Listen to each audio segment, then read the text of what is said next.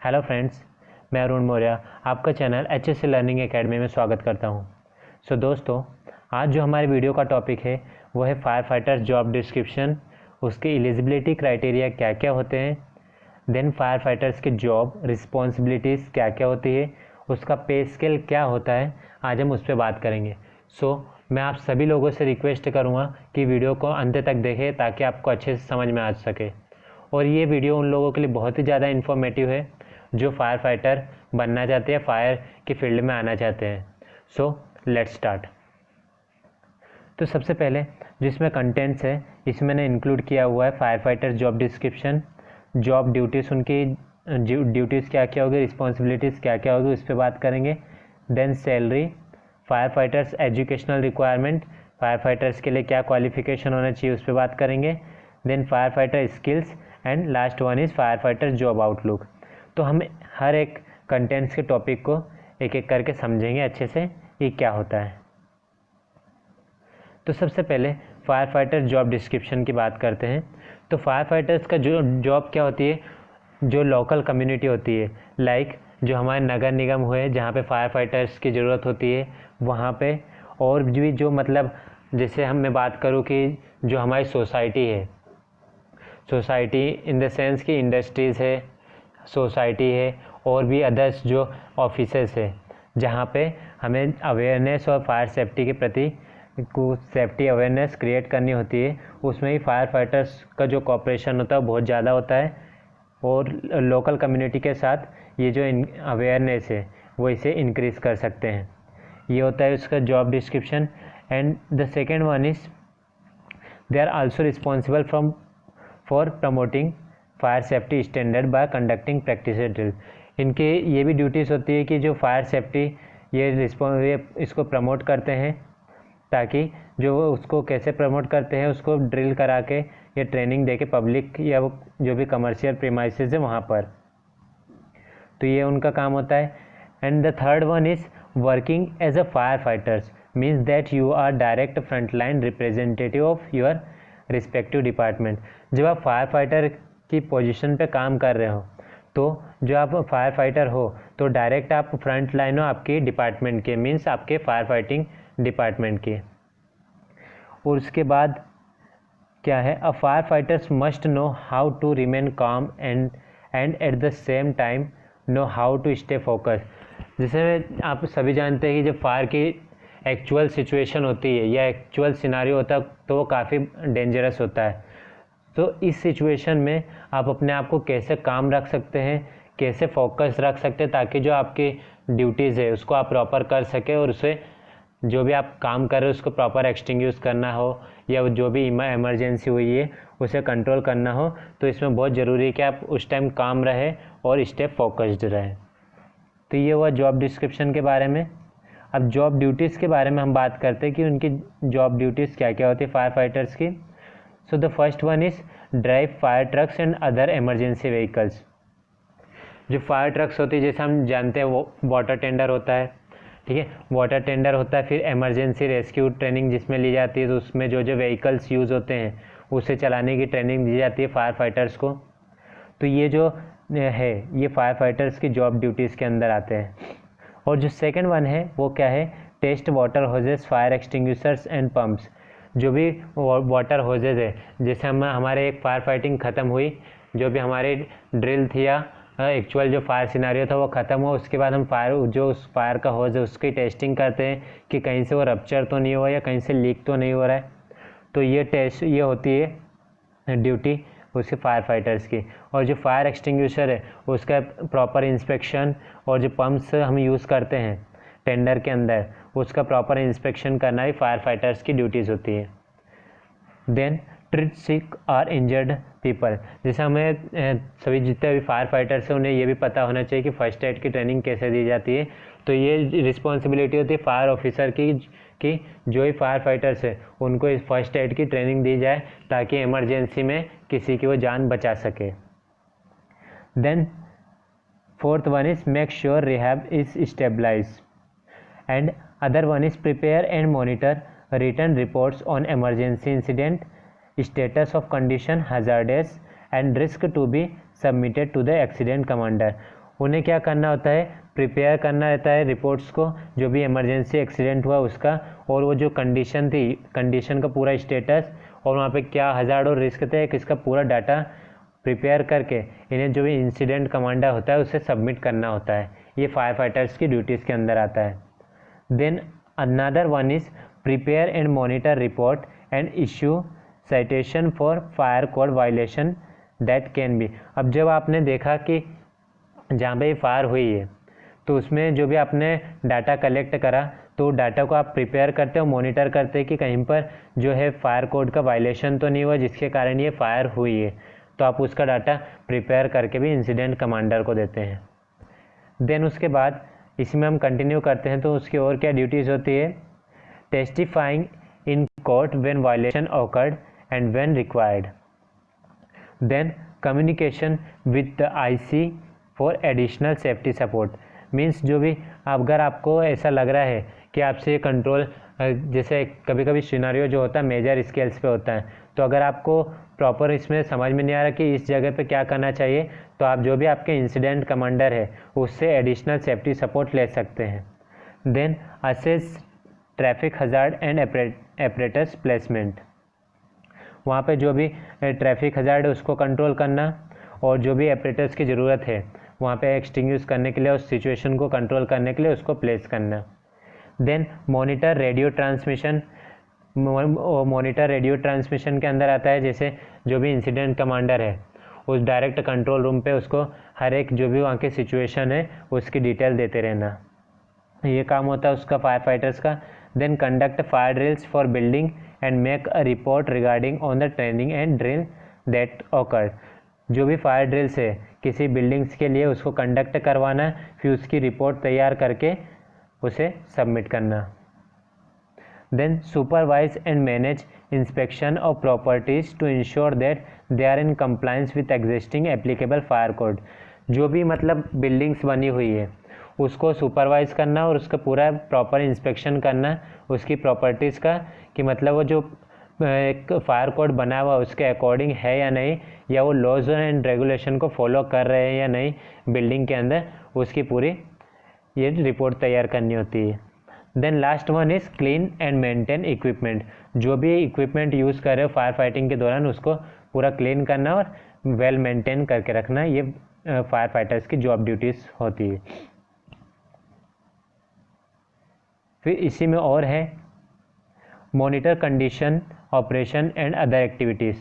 जो भी कंडीशन है और ऑपरेशन जो भी चल रहा है और अदर एक्टिविटीज़ जो भी हो रही है उसको मॉनिटर करना, और अगर आपको लगता है कि इसमें और आपके फायर फाइटर्स की ज़रूरत पड़ सकती है तो उनको कम्युनिकेट करके बुलाना वहाँ पे। Make sure that accountability system is being utilized. Provide a risk assessment of incident scene operation using the incident action plan. ठीक है, तो इसमें और भी कुछ पॉइंट्स है जैसे assure the stabilizement of safety zones, hot zones, collapse zones and other hazardous area. तो जैसे जब भी फायर की एक्चुअल कंडीशन होती है तो वहाँ पे आप सेफ जोन आपका कौन सा है जहाँ पे आपको रह के फायर फाइटिंग करना है, इसको पूरा एश्योर करना, ये ड्यूटीज़ होती है फायर फाइटर्स की। Then direct and command fire fighters in station maintenance duties and participate in maintenance duty and attend in service training classes to remain current in knowledge of code, laws, ordinance and regulations। तो जो भी आपकी जो जैसे हम जानते हैं training वगैरह होती है तो उसको आप ट्रेनिंग को जो फायर फाइटर से उसको अटेंड करें, ताकि जो भी करंट में भी कोड्स चल रहे हैं जिसमें बिल्डिंग कोड्स हो गए, फायर कोड्स हो गए, एंड लॉज एंड रेगुलेशन क्या क्या है किसी भी फायर के लिए, और फायर एक्सटिंग्विश करने के लिए या फायर के जो एक्चुअल ड्रिल है उसको कंडक्ट करने के लिए, तो आपको इसकी इन्फॉर्मेशन मिल सके तो उसमें आप ज़रूर पार्टिसिपेट करें। देन इसके बाद मैं बात करता हूँ इसकी एलिजिबिलिटी क्राइटेरिया क्या क्या होते हैं। तो एलिजिबिलिटी क्राइटेरिया में ये है कि जो भी एप्लीकेंट्स है वो एटलीस्ट 18 साल का होना चाहिए या उससे ऊपर भी हो सकता है। ठीक है, और उसका जो भी स्टैंडर्ड्स नेशनल सिलेक्शन प्रोसेस है वो होना चाहिए, एज वेल एज उसकी पर्सनल क्वालिटी एंड एट्रीब्यूट्स के जो टेस्ट है वही प्रॉपर होना चाहिए। After that applicant must undergo physical test. फिर जो भी एप्लीकेंट्स है जो फायर फाइटर्स बनना चाहते हैं उनका फिजिकल टेस्ट होता है। फिजिकल टेस्ट के दौरान क्या करते हैं, उन्हें जो फुल बॉडी यूनिफॉर्म होती है उसे पहनाया जाता है जिसके अंदर, और वो SCBA जो हम बोलते हैं सेल्फ कंटेंट ब्रीथिंग एपरेटस लेके भी उसकी पूरी ड्रिल करवाई जाती है ताकि वो एक्चुअल कंडीशन को कैसे कंट्रोल करता है उसकी ट्रेनिंग देते हैं उसको, वो एलिजिबिलिटी के अंदर आता है। Then the applicant will take an interview and will be invited to take medical examination and drug test. फिर जो एप्लीकेंट से उसका इंटरव्यू लिया जाता है और उसका मेडिकल एग्जाम और ड्रग टेस्ट किया जाता है, ये है। And it is also essential that the applicant has good vision and hearing. जो भी फायर फाइटर्स है तो ये बहुत ज़्यादा इम्पोर्टेंट है कि उसके जो भी विजन कोई प्रॉब्लम ना हो और हियरिंग लॉस का कोई प्रॉब्लम ना हो, ये इसकी एलिजिबिलिटी के अंदर आता है। देन उसके एजुकेशनल रिक्वायरमेंट्स क्या क्या है। A fire fighters applicant should have at least a high school diploma, उसके पास हाई स्कूल डिप्लोमा होना चाहिए, as well as in emergency medical services, कोई मतलब सर्टिफिकेट या ट्रेनिंग होनी चाहिए एमरजेंसी मेडिकल सर्विसेज में। और उसके बाद है EMT requirements depends on your local state और एरिया। जो भी इमरजेंसी मेडिकल टेक्नीशियन है तो आपके जो भी लोकल स्टेट या जो एरिया है उस पर डिपेंड करता है। Then there are others related degree, कुछ और भी डिग्रीज और कोर्सेज है इसके अंदर, जिसके अंदर इंक्लूड है fire engineering and fire and safety and risk management और फायर एंड एक्सप्लोजन। ये सब जो कोर्सेज है ये अवेलेबल हैं, तो आप इसके थ्रू जा सकते हैं। देन फायर फाइटर्स की स्किल्स क्या क्या होना चाहिए उस पर बात करते हैं। तो सबसे पहले है good team work and communication skills.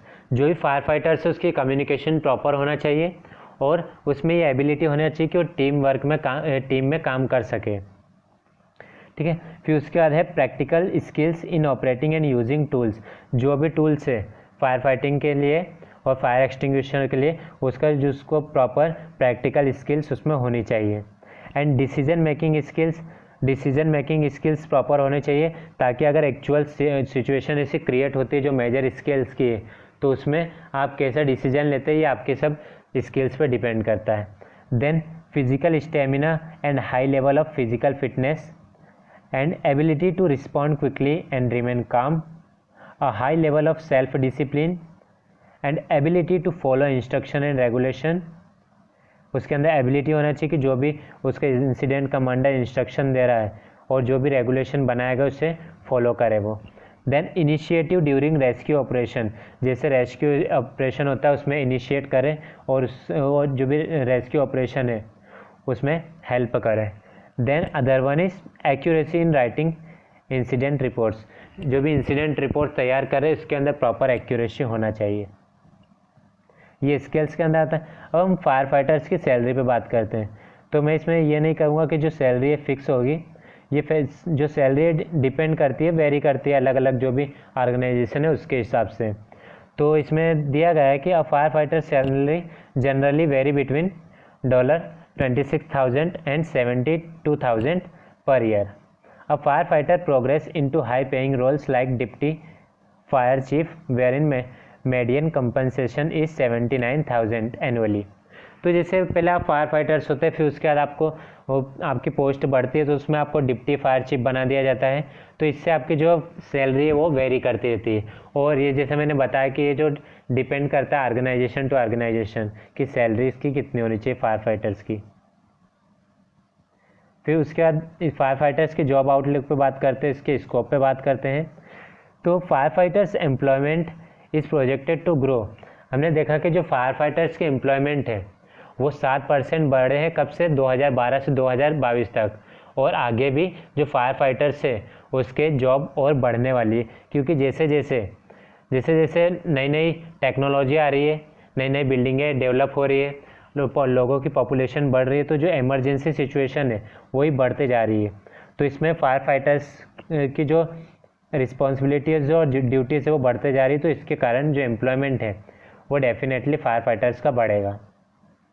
In addition volunteers firefighters are then converted to paid position in selected areas where population growth creates and demands. जहाँ पे population growth हो रही है वहाँ पे जो फायर फाइटर्स है वो एज ए वॉल्टियर भी काम करते हैं। जैसे डिजास्टर मैनेजमेंट की जो टीम है आजकल उसमें फायर फाइटर्स को इंक्लूड किया जाता है ताकि वो ऐसी सिचुएशन को कंट्रोल कर सके।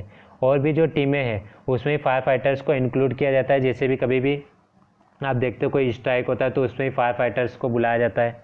तो जो सिचुएशन है उसको कंट्रोल करने के लिए इनको वॉल्टियर की भी पोजीशन दी जाती है। Thank you for watching. इस वीडियो में इतना ही दोस्तों। अगर आपको ये वीडियो मेरा पसंद आया तो ज़रूर मेरे चैनल को लाइक करें, सब्सक्राइब करें एंड शेयर करें। और अगर आपका कोई और डाउट है इस टॉपिक से रिलेटेड तो आप कमेंट बॉक्स में मुझसे पूछ सकते हैं। Thank you.